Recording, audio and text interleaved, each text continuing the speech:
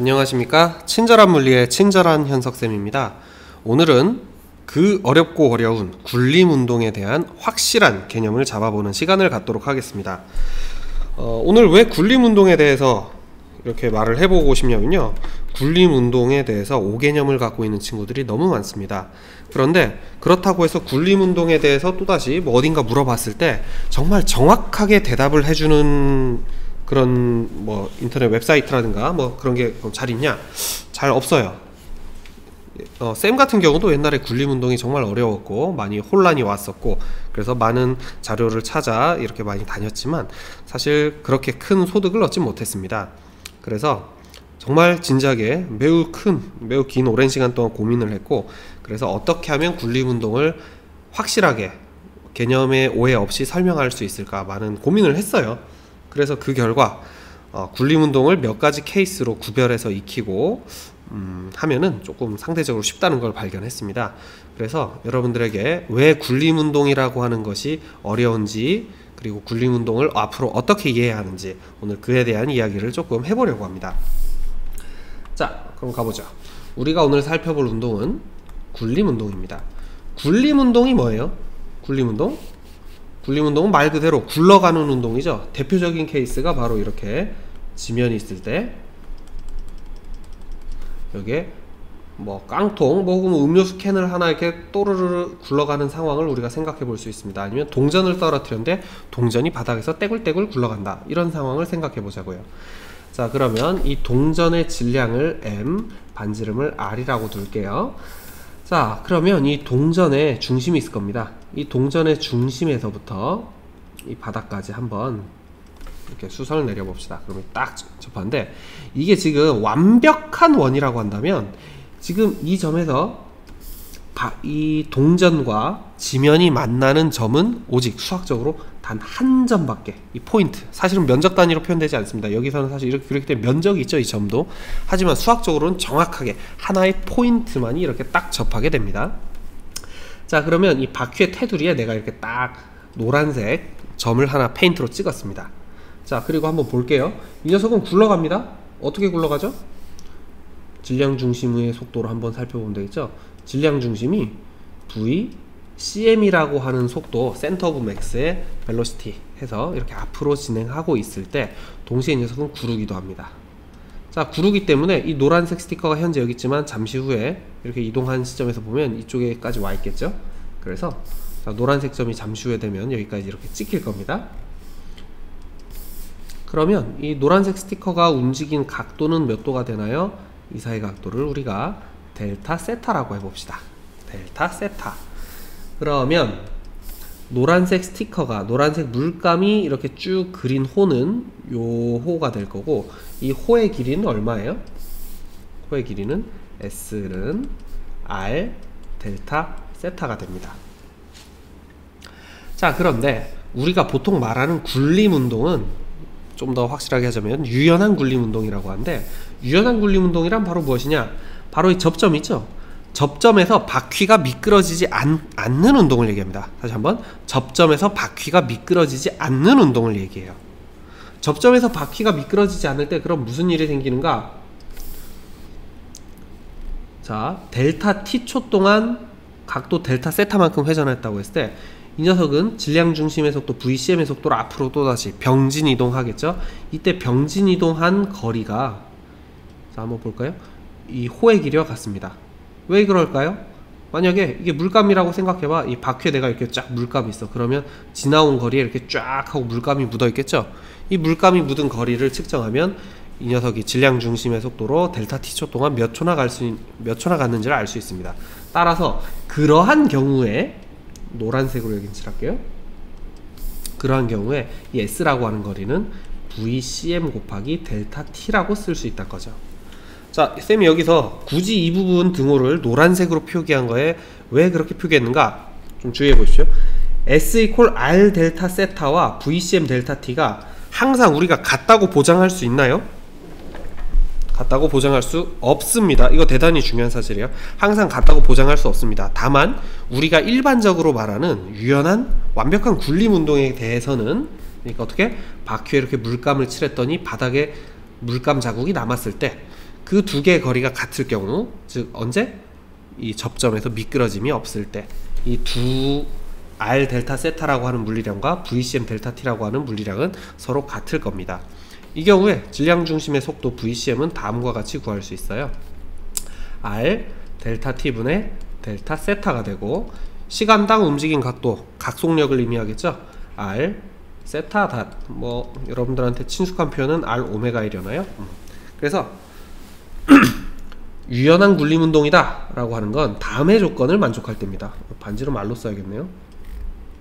위에서 라지 R이라고 썼기 때문에 라지 R이라고 씁시다. 자, 그래서 VCM은 R 오메가라고 하는 식을 만족하는 순간 이건 뭐다? 유연한 굴림운동이다. 자, 그러면 이제 한 가지 말해볼 수 있겠죠. 만약 if VCM이 R 오메가가 아닌 경우는 존재할 수 있을까요? 없을까요? 있다라는 거예요. 여기서 미끄러질 경우에.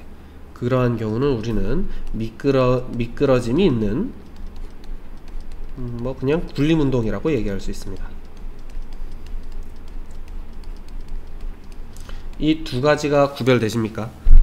이게 우리가 굴림운동을 이해하는 핵심 키가 됩니다. 질량 중심이 이동하는 속도가, 그러니까 병진 운동에 대한 속력이, 그리고 원의 이 바퀴의 깡통의 동전에 이 테두리가 움직이는 속력과 R 오메가와 같다, 유연하게 구른다. 그것이 같지 않다, 얘는 미끄러진다라고 판단해야 되는 거예요. 자, 이게 왜 미끄러지는 운동인지 한번 다음에 예시를 들어서 한번 더 봅시다. 자, 원을 그려볼 거예요. 자, 이렇게 원 혹은 뭐 바퀴라고 한번 해볼까요? 이렇게 바퀴 두 개를 그려보겠습니다. 이제 각각 병진 운동과 회전 운동을 표현해 보자고요. 굴러가는 물체는 병진 운동과 회전 운동을 동시에 하고 있으니까, 자 봅시다. 이 바퀴를 통째로 내가 잡고 밀었어요. 밀면은 어떻게 되죠? 이 끝점도, 가운데 점도, 그리고 제일 아래 점도 전부 다 V라는 속도로 움직일 겁니다. 자, 근데 회전하고 있습니다. 이 회전하는 각속력이 이렇게 시계 방향으로 오메가라고 하는 각속력으로 돌고 있다라고 한번 해보자고요. 자, 회전하고 있는 바퀴는 이 회전축의 속도가 얼마죠? 당연히 0입니다. 그런데 이 끝점의 속도는 어떻게 되죠? R 오메가로 플러스 방향으로 나오겠죠? 이 방향입니다. 반대 방향으로 마이너스 R 오메가라는 속도가 나옵니다. 자, 다시 한번, 구르는 운동은 병진 운동과 회전 운동의 합이라고 했기 때문에 어떻게 된다? 어떻게 될까요? 자, 요 점 볼까요? 이 제일 아래점, 오른쪽으로 V, 왼쪽으로 빼기 R 오메가이기 때문에 뭐 어느 쪽은 속도를 가질지 모르겠습니다. 뭐 한번 이렇게 그려보겠습니다. 이렇게 그렸다는 건 V가 R 오메가보다 크다라는 뜻이겠죠? V 빼기 R 오메가입니다. 그리고 요 점은요? V입니다. 이 점은요? 같은 방이니까 더해지겠죠? V 플러스 R 오메가입니다. 아, 이제 조금 이해되십니까? 요것이 바로 굴림운동이에요. 굴림운동.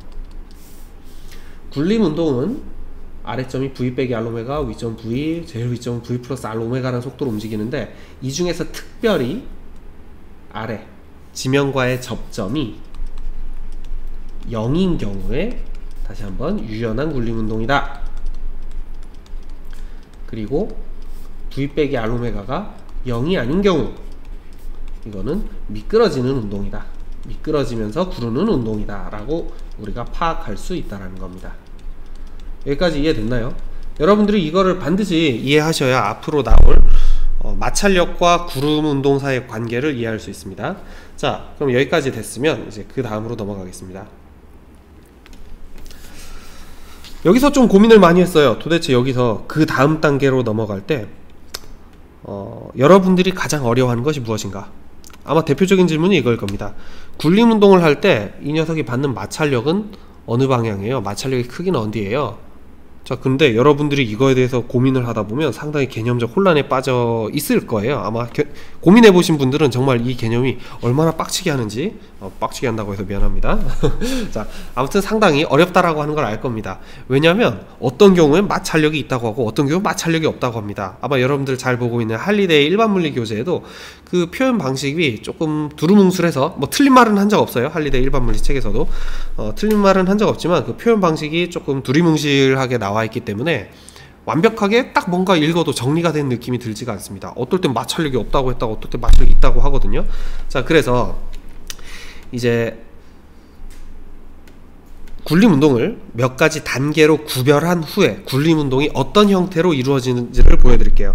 지금 제가 왜 이렇게 하냐면 굴림운동이 한국어로 배울 때 이게 참 문제가 있습니다. 한국어로 배울 때 정말 매우 큰 개념적인 문제가 있고요. 용어적인 우리가 사용하는 말에 의한 오해가 가능성이 있고 그 말에 의한 오해 가능성 때문에 또다시 물리적 방정식을 그르칠 우려가 있습니다. 그래서 정말 많은 방법으로 이걸 어떻게 여러분들한테 가르쳐줘야 가장 편하게 알아먹을 수 있을까 고민하다가 결국엔 다음과 같은 결론을 내렸습니다. 굴림운동의 케이스를 몇 가지로 구별하고 어떻게 굴러가는 운동이 만들어지는가를 보여주자. 자, 이제부터 보여드릴게요. 이 세상에 있는 모든 구르는 운동은 다음과 같이 나눌 수 있습니다. 첫 번째, 유연한 굴림운동입니다. 자, 그러면 유연한 굴림운동은 또다시 무엇과 무엇으로 나눠지느냐? 자, 아까 유연한 굴림운동은 VCM이 R 오메가와 같을 때라고 했죠. 자, 이 유연한 굴림운동은 또다시 어떤 경우로 나눠지냐면 통칭 뭐 바퀴라고 하겠습니다. 바퀴, 회전체라고 할까요? 자, 회전체에 외력, 오어, 외부 토크가 있다 없다. 토크가 있다. 단 마찰력을 제외한. 한마디로 이겁니다. 회전체에다가 뭐 외력이 걸린데 마찰력을 제외한 전혀 다른 별개의 힘이나 혹은 별개의 토크가 걸리는 경우와 혹은 없는 경우, 이렇게 두 가지의 형태로 나눠서 우리가 생각해 볼 수 있습니다. 왜 이렇게 나눴나요? 다 이따가 보면서 이해가 될 겁니다. 그래서 확실하게 구별합시다. 확실하게 쓰면서 여러분들 머릿속에 개념을 넣도록 할게요. 외력, 오어, 외부 토크가 없어요. 이때는 심지어 마찰력도 없습니다. 이때는 마찰력도 없어요. 이때는 마찰력은 고려하지 않습니다.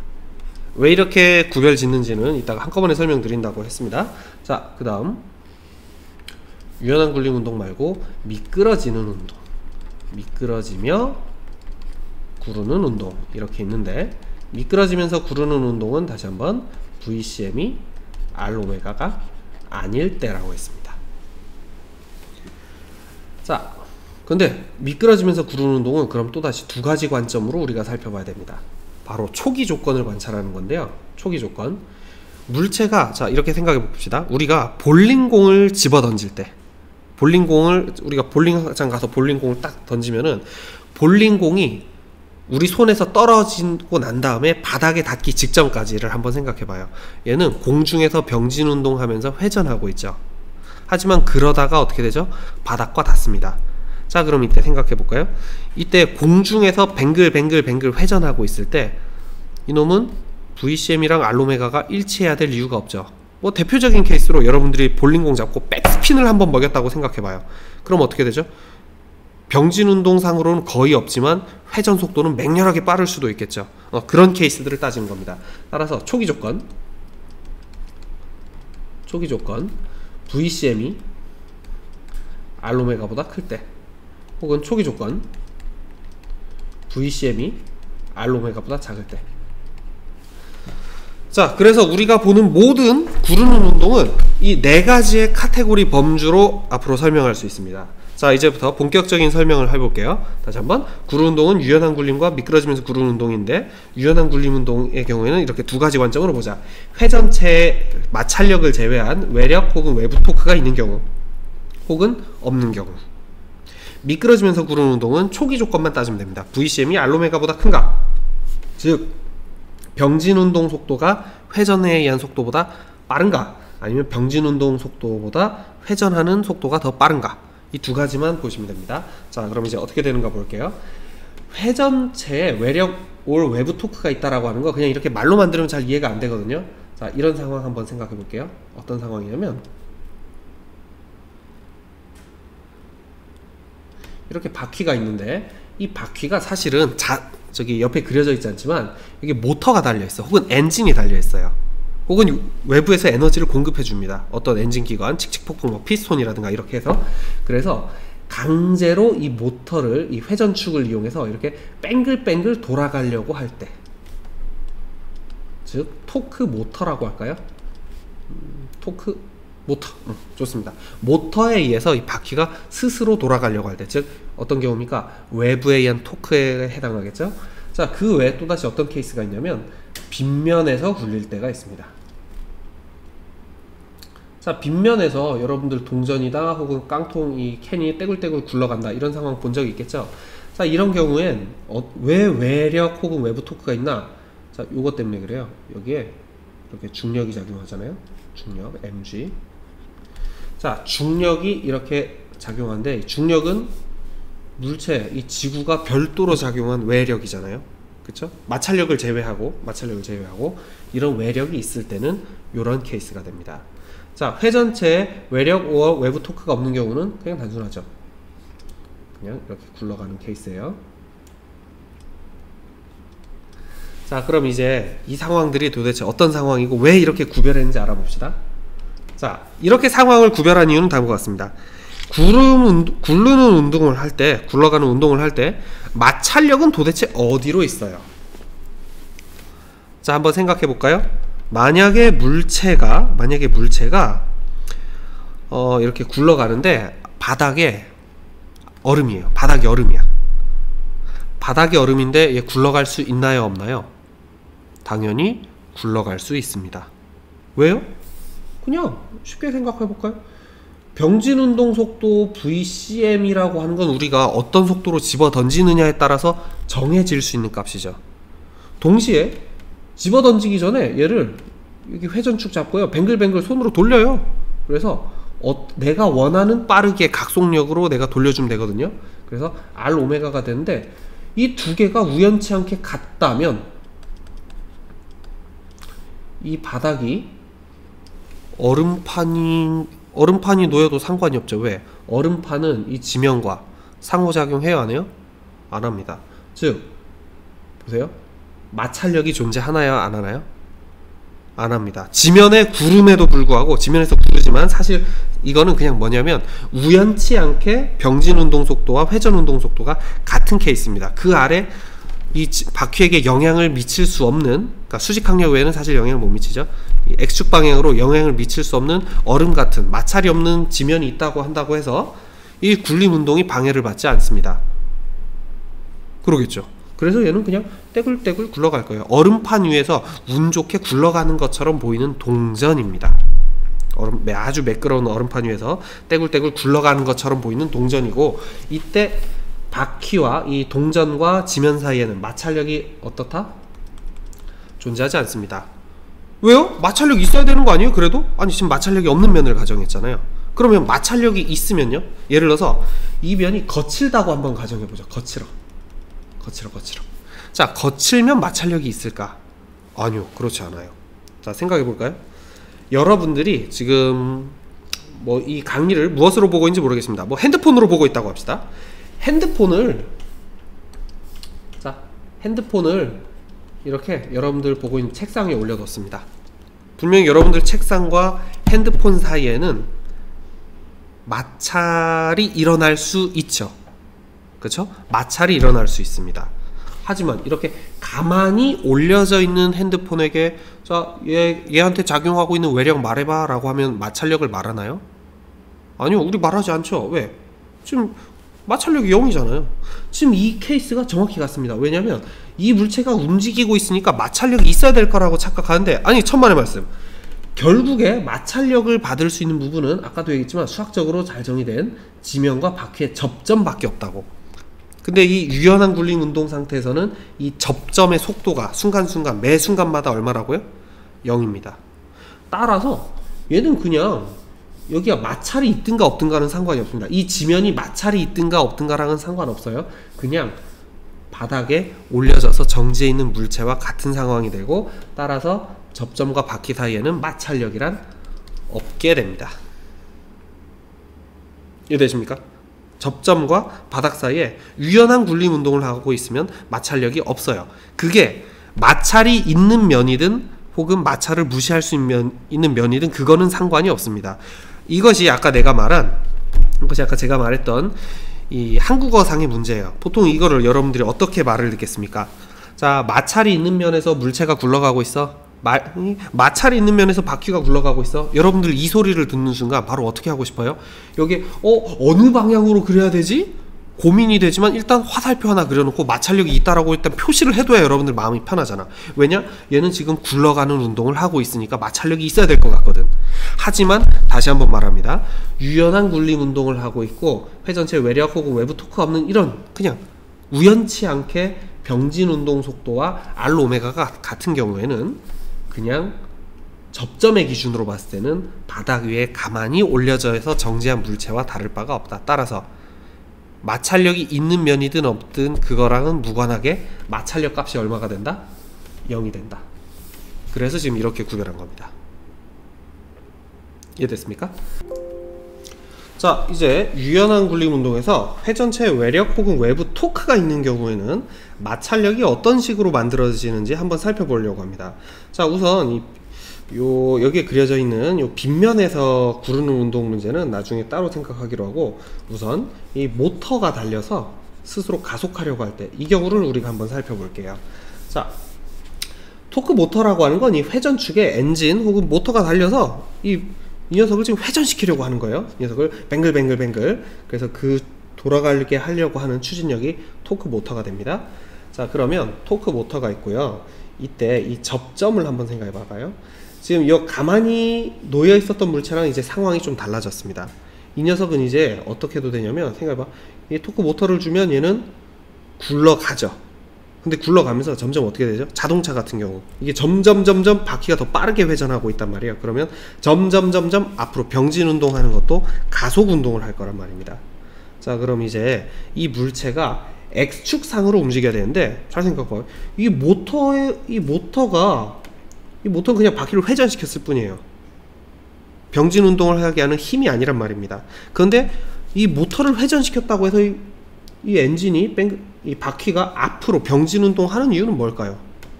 당연한 이야기지만 앞으로 운동 상태가 변했다? 무엇이 있는 거죠? 힘이 있는 겁니다. 어느 방향으로? 요 방향으로 어떤 힘이 있는 거죠. 자, 그럼 이 힘은 왜 생겼을까?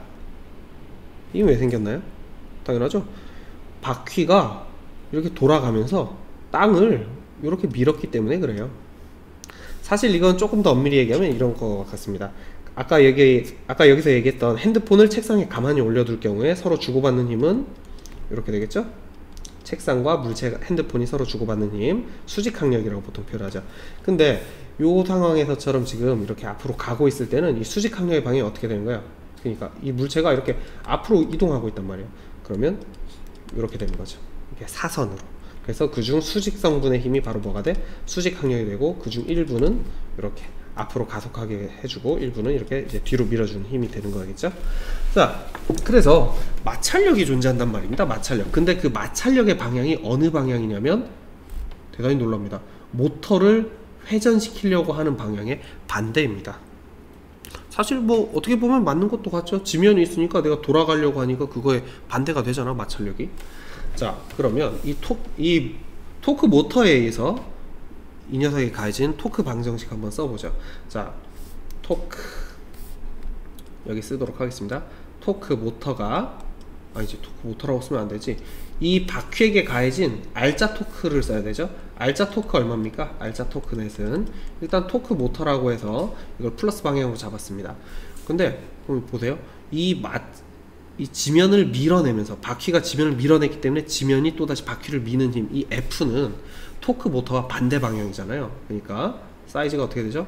반지름 사이즈 곱하기 마찰력 사이즈 F. 그럼 더 이상 이 물체에게, 이 바퀴에게 가해지는 알짜 토크 더 있나요? 없어요. 이걸로 끝입니다. 그러면 운동방정식 해석하는 방법과 똑같죠? 알짜 토크가 회전관성 I에게 각가속도 알파를 줍니다. 재밌네요. 자, 그 다음 운동방정식도 써보죠. 이 모터가 뱅글뱅글 돌아갔을 때 이 녀석이 앞으로 점점점 가속 운동하는 이유는 무엇이다?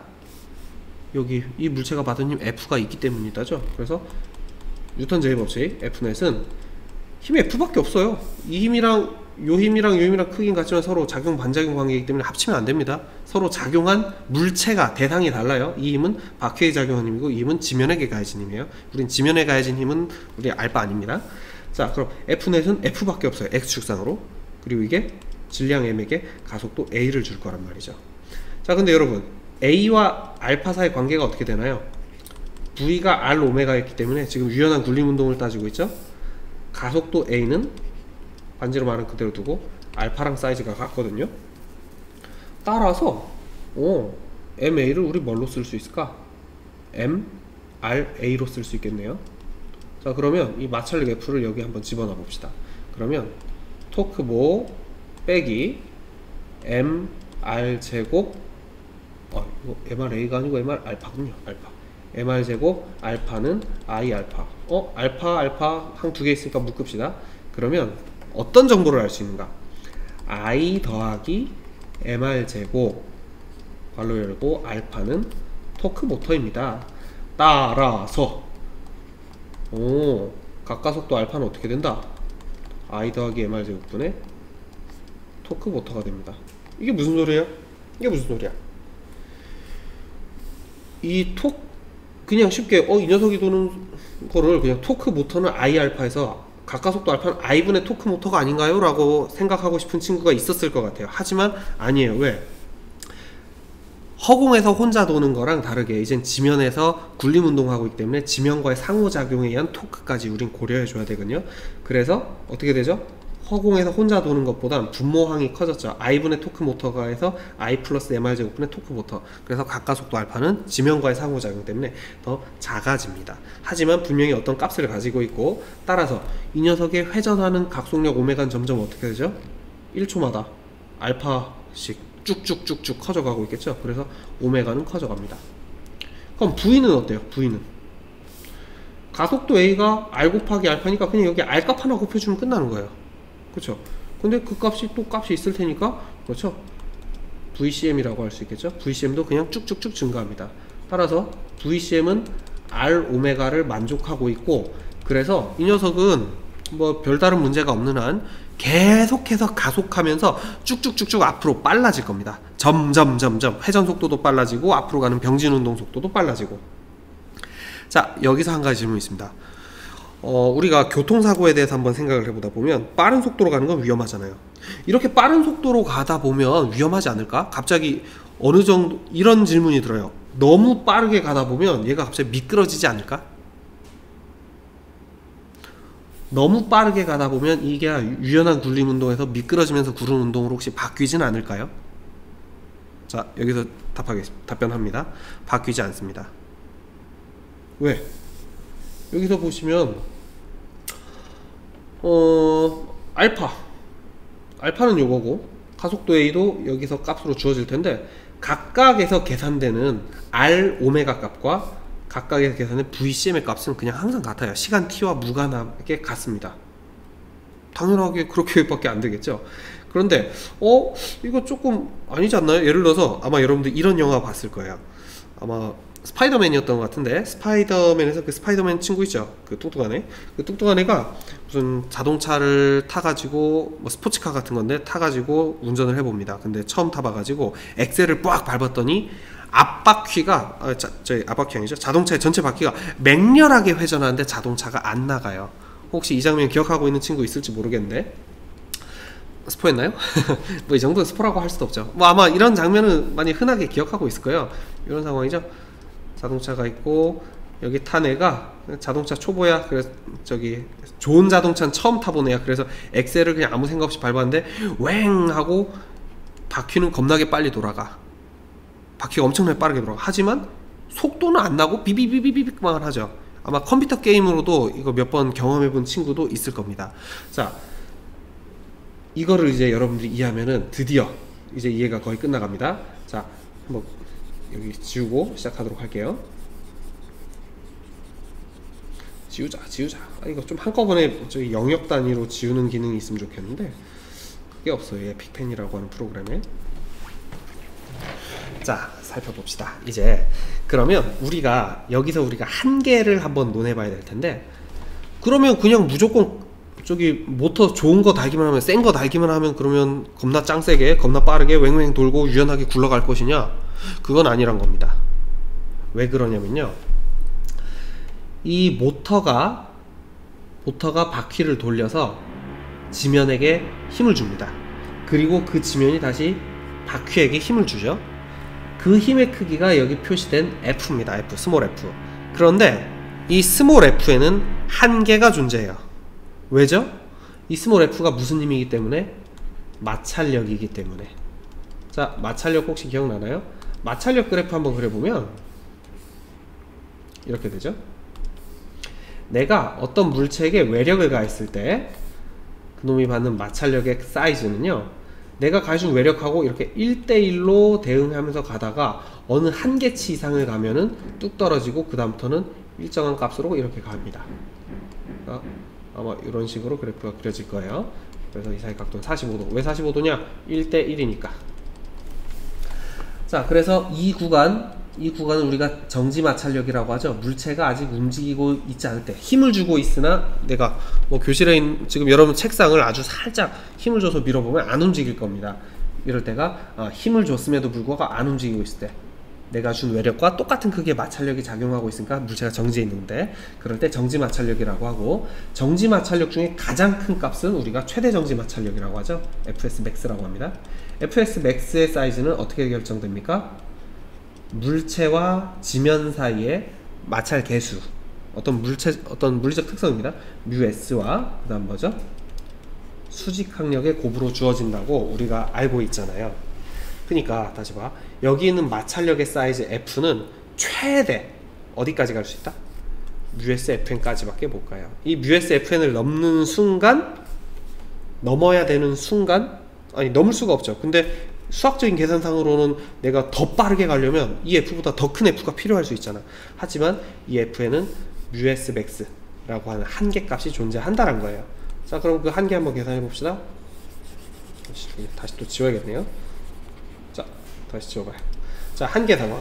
그러면 이 문제가 해결된 거죠. 내가 이 바퀴를 미끄러지지 않고 가속할 수 있는 최대치는 얼마인가. 따라서 굳이 쓸데없이 너무 강력한 엔진을 쓸 필요가 없습니다. 너무 강력한 엔진 쓸 필요가 없어요. 그때그때 상황에 맞는 적절한 규모의, 적절한 비용의 모터를 사용하면 된다라는 거야. 자, 한번 풀어봅시다. 이 녀석은 다시 한번 풀까요? F라는 알짜임을 받아서 질량 M에게 가속도 A가 받는데, 이 F의 최대값이 걸릴 수 있을 때가 언제라고요? μsFn일 때입니다.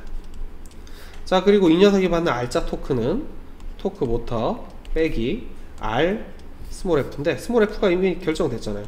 μsFn 최대치라고. 그럼 이때가 뭐죠? 회전관성 I에게 각가속도 알파를 줍니다. 자, 그럼 어떻게 해볼까요? μsFn에다가 그냥 바로 MA를 그냥 바로 대입해도 될 것 같아요. 뭐 여러분 편한 대로 정리하시면 됩니다. 는 M R A 플러스 I 알파인데, 자, A랑 알파랑 관계가 있었죠? A가 R 알파였으니까 MR 제곱 알파 플러스 I 알파입니다. 따라서 I 플러스 MR 제곱 알파. 토크 모터. 자, 그래서 잠깐만, 이걸 풀려고 했던 게 아니죠. 지금 무슨 헛짓거리 하고 있는 거예요? 아, 진짜 바보 된 것 같아요. 여러분 미안합니다. 자, 여기서 다시 정리하도록 하겠습니다. 지금 μsFn을 없애면 어떻게 해요? I 알파를 없애야지. 자, 알파는 R분의 IA 가 될 것이고, A가 뭐죠? A는 M분의 μsFn이잖아. 따라서 M R분의 I μsFn이 될 겁니다. 자, 그래서 여기도 μsFn 있고 여기도 μsFn이 있으니까 이 항에서 정리하면요, 토크 모터는 USFN으로 일단 묶고 시작할게요. 그럼 R 더하기 MR분의 I. 자, USFN이 뭐라고요? 마찰력의 최대값이죠. 마찰력의 최대값. 그래서 여기서 한번 우리가 무엇에 대해서 알고 싶나요? 이 경우에 FN은 정해져 있죠. µS, mg, mg죠. 수직 항력이니까 mg가 될 거예요. 여기다가 r을 조금 빼낼까요? r을 이렇게 mgr로 한번 빼봅시다. 여기 r이 있는 게 별로 보기가 좋잖아요. 그러면 1 플러스 mr 제곱분의 i는 토크 모터. 그래서 우리가 알 수 있게 됐습니다. 아하, 내가 지금 이게 푼 게 뭔지를 한번 생각해봐요. 이게 푼 게 뭐냐면 최대 정지 마찰력이 걸릴 때니까 2 이상 가속할 수 없다는 겁니다. 한마디로 토크 모터의, 이 모터의 추진력이라고 하는 거, 이 토크는 우리가 변화시킬 수 있는 거죠. 자동차로 치면 엑셀 페달을 밟는다든가 이런 방법으로 이 값의 맥시멈 값이란 거예요. 이게 맥시멈 값. 2 이상 줄 수 없습니다. 2 이상 줄 수 없습니다. 따라서 여러분들의 엔진이 이것보다 뭐 3배 더 강한 엔진을 쓰더라고 해봤자 소용이 없다는 거예요. 자, 그럼 이게 현실적으로 어떻게 응용될 수 있을까요? 우리가 보통 사용하고 있는 자동차와 그리고 아스팔트 사이의 노면 사이의 µS 값은 거의 뭐 어떤 정해져 있는 상수 값일 거예요. 그쵸? 그러면 난 어떻게 해야 돼? 토크 모터, 엔진이 바퀴에 전달해야 하는 토크의 사이즈는 어떤 특정 값으로 이미 계산되어 있을 거예요. 왜? 내가 어떤 질량과 어떤 사이즈의 바퀴를 사용했냐에 따라서 이건 이미 다 정해져 있을 거란 말이에요. 토크 모터는. 따라서 여러분들이 엔진을 설계할 때 엔진의 최대 능력치를 엄청나게 세게 할 필요가 있다? 없다. 이 정도 범위 이내로 맞춰주면 끝난다. 혹은 역으로 해석할 수도 있습니다. 나는요 도로를 달리는데 뭐 F1 레이싱 머신 같은 경우 이런 상상을 해볼 수 있겠죠.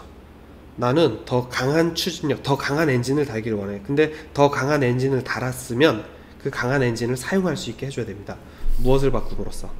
µS를 바꿈으로써. 따라서 이 타이어의 재질을 바꾸면 마찰 계수가 늘어날 수 있고, 마찰 계수가 늘어나면 내가 엔진을 통해서 줄 수 있는 최대 토크 사이즈도 증가할 수 있다는 거죠.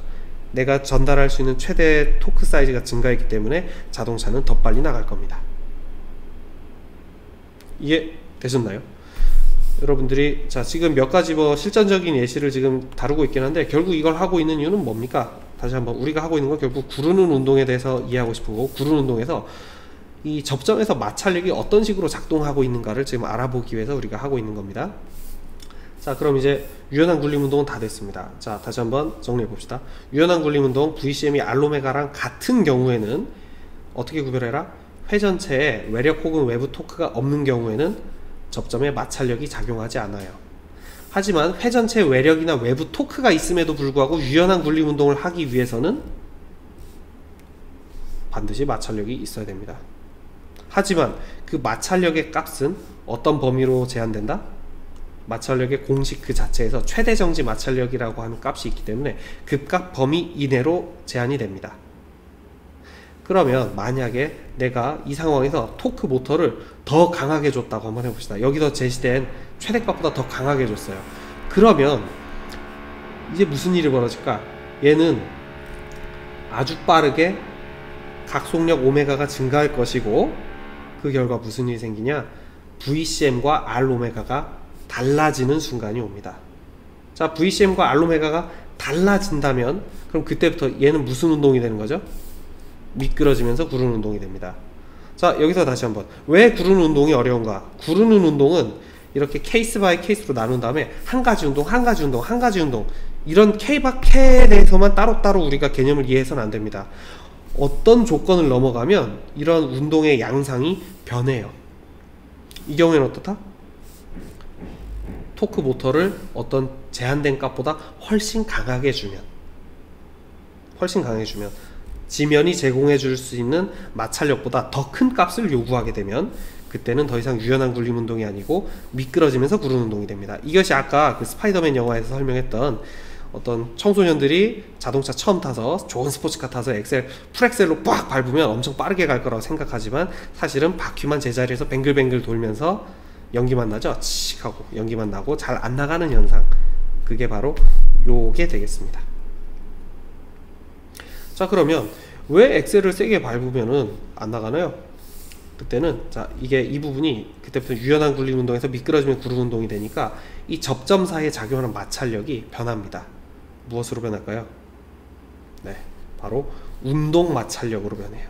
그래서 여기에서는 정지 마찰력을 우리가 다루고 있었거든요, 유연한 굴림 운동에서는. 하지만 미끄러지면서 구르는 운동에서는 지면과 바퀴, 이 접점이 지금 상대적인 운동이 있기 때문에 그때는 운동 마찰력을 적용해서 우리가 풀어야 됩니다.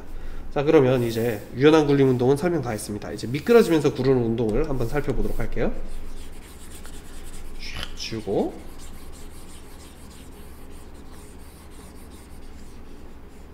지웁시다. 아, 정말 좀 뭐 기능 좋은 거 없나요? 한번 여러분도 알고 있으면 소개시켜 주세요. 만들어 주든가. 자, 미끄러지면서 구르는 운동입니다. 만약에 자, 이제 초기 조건으로 아까 나눈다고 했습니다.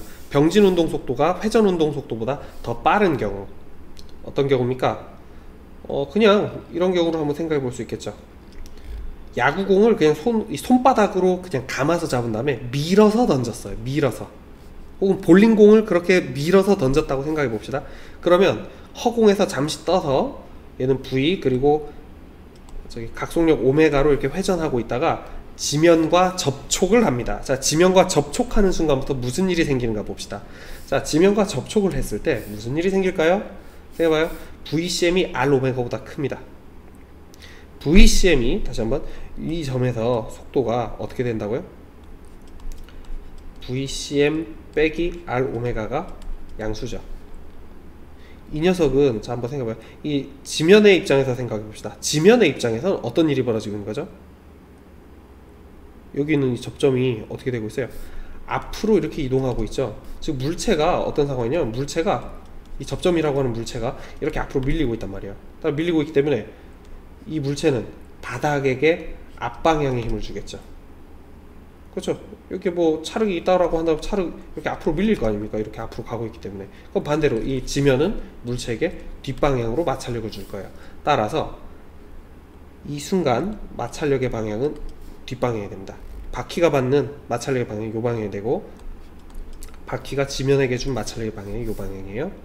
자, 그러면 이제 한번 풀어볼까요? 무슨 일이 생깁니까? 뭐 토크 모터는 없어요. 자, 그러면 이 물체가 받은 유일한 알짜 토크는 마찰력이죠.